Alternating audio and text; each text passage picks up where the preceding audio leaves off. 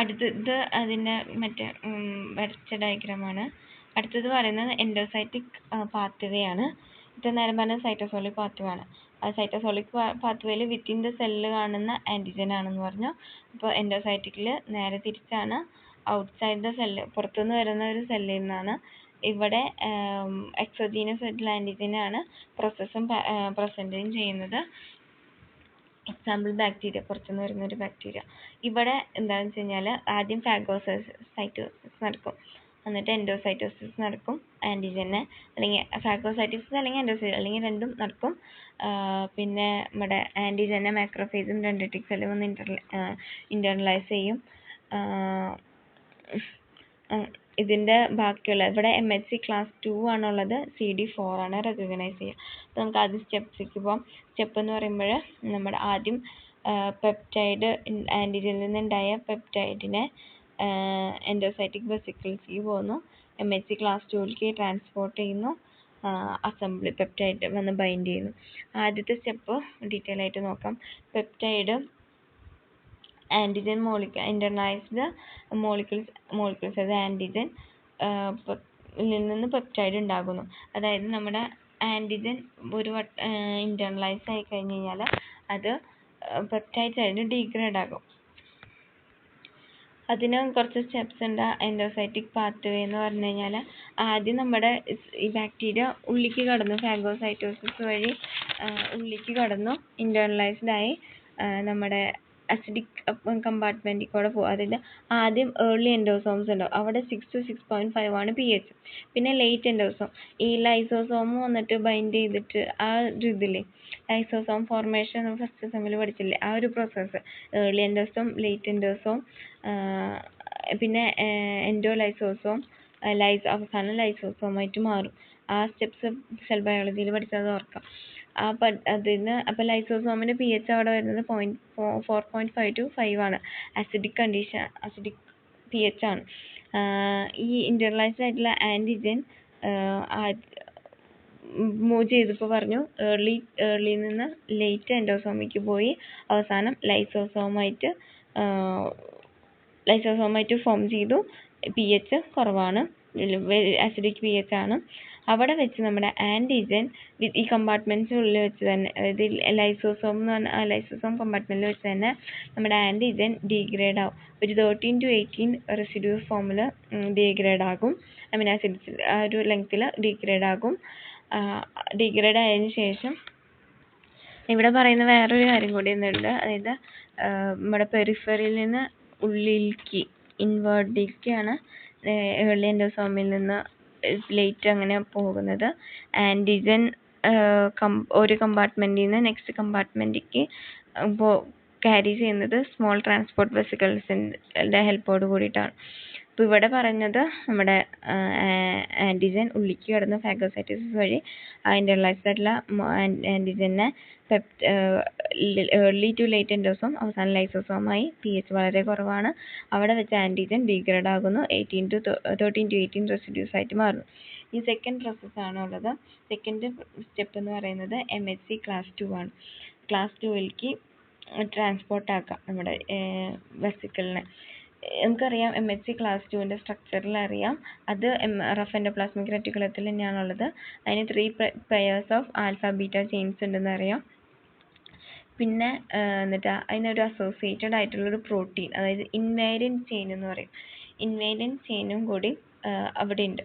ഈ ട്രൈമറിക് പ്രോട്ടീൻ, അതായത് invariant chain അതിൻ്റെ ഉള്ളിൽ ബൈൻഡ് ചെയ്തിട്ടായിരിക്കും ഇരിക്കുക എപ്പോഴും. അതിൻ്റെ സ്ട്രക്ചർ നോക്കിയാൽ അറിയാം. ഇതാണ് ഇതിൽ ഈ സ്ട്രക്ചറിൽ കണ്ടോ, ഇത് MHC ക്ലാസ് 2. ഈ ഒരു ഓറഞ്ച് കളറിൽ കണ്ടോ, ഇതാണ് എന്താ പറയുന്നത് ഇൻവേരിയൻറ്റ് ചെയിൻ എന്ന് പറയുന്നത്. ഈ ഇൻവേരിയൻറ്റ് ചെയിൻ എന്ന് പറയുന്ന സാധനം എപ്പോഴും ഇതിൻ്റെ ഉള്ളിലേക്ക് ബൈൻഡഡ് ആയിട്ടായിരിക്കും ഇരിക്കുക. ആ ഇൻവേരിയൻറ്റ് ചെയിനിന് എന്താ പറയുക, ഇങ്ങനെ ബൈൻഡ് ചെയ്തിരിക്കുന്ന ഇൻവേരിയൻറ്റ് ചെയിനിന് ഒരു സോർട്ടിങ് സിഗ്നൽസ് ഉണ്ട് അതിൻ്റെ സൈറ്റോപ്ലാസ്മിക് എൻഡിൽ. ടെയിലിൽ ഒരു സോർട്ടിംഗ് സിഗ്നൽസ് ഉണ്ട്. ഈ സിഗ്നൽസ് എന്തിനെ സഹായിക്കുക? നമ്മുടെ ആൻറ്റിജനെ MHC ക്ലാസ് 2ലേക്ക് കൊണ്ടുവരാനായിട്ട് ഇൻവേരിയൻറ്റ് ചെയിൻ ഇതിൻ്റെ ഉള്ളിൽ MHC ക്ലാസ് 2ൻ്റെ ഉള്ളിൽ കയറിയിരിക്കുന്ന ഇൻവേരിയൻറ്റ് ചെയിൻ, അതിനൊരു ടെയിൽ പാർട്ട് ഉണ്ടെന്ന് ആ സ്ട്രക്ചറിൽ കാണാമല്ലോ. ആ ടെയിൽ ഡയറക്റ്റ് ചെയ്യും ആൻറ്റിജനെ ഇങ്ങോട്ട് കൊണ്ടുവരാനായിട്ട്. അതാണ് ആ സ്റ്റെപ്പ് പറയുന്നത്. ഇനി മൂന്നാമത്തെ സ്റ്റെപ്പ്, അങ്ങനെ കൊണ്ടുവരുന്ന ആൻറ്റിജനെ ബൈൻഡ് ചെയ്യുക എന്നതാണ് മൂന്നാമത്തെ. Assembly of peptides MHC class 2. ഈ MHC ക്ലാസ് 2 ഇപ്പോൾ ആരായിട്ട് ബൈൻഡ് ചെയ്തിരിക്കുന്നത്? ഇൻവേരിയൻറ്റ് ചെയിൻ ആയിട്ടാണ് ബൈൻഡ് ചെയ്തിരിക്കുന്നത്. ആ ഇൻവേരിയൻറ്റ് ചെയിനായിട്ട് ബൈൻഡ് ചെയ്തിരിക്കുന്ന MHC class 2 complex rough endoplasmic റെറ്റിക്കുലത്തിലാണ് ആദ്യം ഉള്ളത്. അതിൽ നിന്ന് ഗോൾഗിയിലേക്ക് പോകും. ഗോൾഗിയിൽ നിന്ന് എൻഡോസൈറ്റിക് കമ്പാർട്ട്മെൻറ്റിലേക്ക് പോകും. ഏർലി എൻഡോസോമിൽ നിന്ന് ലേറ്റ് എൻഡോസോമിക്, അവസാനം ലൈസോസോമിക്കായി മാറും. ഈ പ്രോട്ടിയോലൈറ്റിക് ആക്ടിവിറ്റി കാരണം നമ്മുടെ ഇൻവേരിയൻറ്റ് ചെയിൻ ഉണ്ടെന്ന് പറഞ്ഞല്ലോ. ആ ഇൻവേരിയൻറ്റ് ചെയിൻ സ്ലോലി ഡീഗ്രേഡ് ആകും. ഈ ഡീഗ്രേഡ് ചെയ്തതിന് ശേഷം ഡീഗ്രേഡ് ചെയ്ത് പുറത്തേക്ക് പോകും. പക്ഷേ എപ്പോഴും ഒരു short fragment of invariant chain എപ്പോഴും അവിടെ ഇരിക്കും. അതിനെ പറയുന്നതാണ് ക്ലിപ്പ് എന്ന് പറയുന്നത്. ഈ ക്ലിപ്പ് ഇത്രയും ലോങ് ആയിട്ടിരുന്നായിരുന്ന ഒരു സാധനം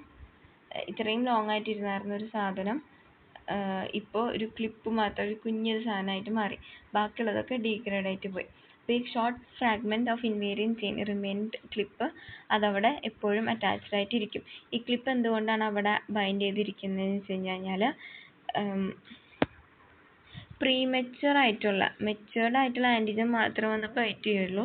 മെച്ചുവേർഡ് ആവാത്ത ആൻറ്റിജൻ വന്ന് വരാതെ ബൈൻഡിങ്ങിനെ പ്രിവെൻറ്റ് ചെയ്യാനായിട്ടാണ് ഈ ക്ലിപ്പ് ഇപ്പോഴും അവിടെ വന്ന് ബൈൻഡ് ചെയ്തിരിക്കുന്നത്.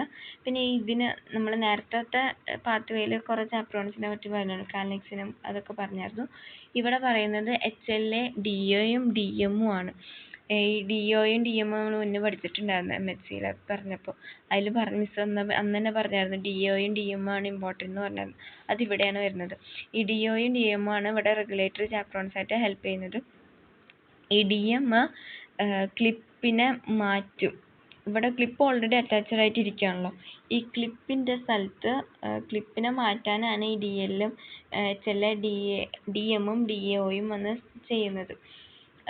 ഈ DOയും DMും വന്നൊരു റിയാക്ഷൻ നടക്കും. ഇത് DOയും DMും തമ്മിൽ അങ്ങനെ റിയാക്ഷൻ എക്സ്ചേഞ്ച് നടക്കുന്നു കഴിഞ്ഞപ്പോൾ ഈ ക്ലിപ്പ് മാറിപ്പോകുന്നൊരു ഇതാണ് നടക്കുന്നത്. അത് കൂടുതൽ ഡീറ്റെയിൽ ആയിട്ട് എനിക്കറിയില്ല. എന്തായാലും ക്ലിപ്പിനെ അവിടെ നിന്ന് മാറ്റാൻ വരുന്ന ചാപ്റ്റേഴ്സ് ആണ് DOയും DMും. അത്രമാത്രം എനിക്ക് കറക്റ്റായിട്ട് അറിയത്തുള്ളൂ. പിന്നെ പറയുന്നത് അങ്ങനെ DOയും DMും വന്ന് വരുമ്പോൾ ക്ലിപ്പ് മാറിപ്പോകുന്നു. ക്ലിപ്പിനെ മാറ്റി കളയുന്നു രണ്ടുപേരും കൂടിയിട്ട്. എന്നിട്ട് നമ്മുടെ പെപ്റ്റൈഡ് ആൻറ്റിജൻ വന്നിട്ട് MHC ക്ലാസ് 2ൽ അവിടെ വന്നിട്ട് ബൈൻഡ് ചെയ്യുന്നു. ഇത് ബൈൻഡ് ചെയ്ത് കഴിഞ്ഞ് കഴിഞ്ഞാൽ പിന്നെ എന്ത് ചെയ്യും? പുറത്തേക്ക് പോകും. ഇതിൻ്റെ പുറത്തേക്ക് വന്നിട്ട് ന്യൂട്രൽ pHൽ അവിടെ സ്റ്റേബിൾ ഫോമിൽ അവിടെ ഇരിക്കും. എന്നിട്ട് T സെൽസ് വന്ന് ബൈൻഡ് ചെയ്യും. ഇതാണ് അതിൻ്റെ സ്ട്രക്ചർ. പിന്നെ മൊത്തത്തിൽ ഇതിൻ്റെ ഡിഫറൻസ് ആണ് അടുത്തത് പറയുന്നത്.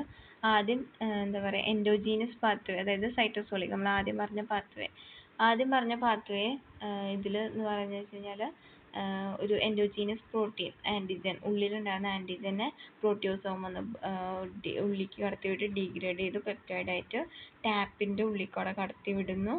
എന്നിട്ടത് MHC ക്ലാസ് 1 മോളിക്യൂളായിട്ട് ബൈൻഡ് ചെയ്യുന്നു. ഇത് റഫ് എൻഡോപ്ലാസ്മിക് റെറ്റിക്കുലത്തിലായിരുന്നു. അവിടെ നിന്ന് പോയിട്ട് ഗോൾഗി അപ്പാരറ്റസിലൂടെ പോയിട്ട് സെല്ലിൻ്റെ പുറത്തേക്ക് വരുന്നു. അവിടെ പുറത്ത് നിൽക്കുന്നു. പിന്നെ T സെൽസ് വന്ന് പൊക്കോളും, വന്ന് റെക്കഗ്നൈസ് ചെയ്തോളും.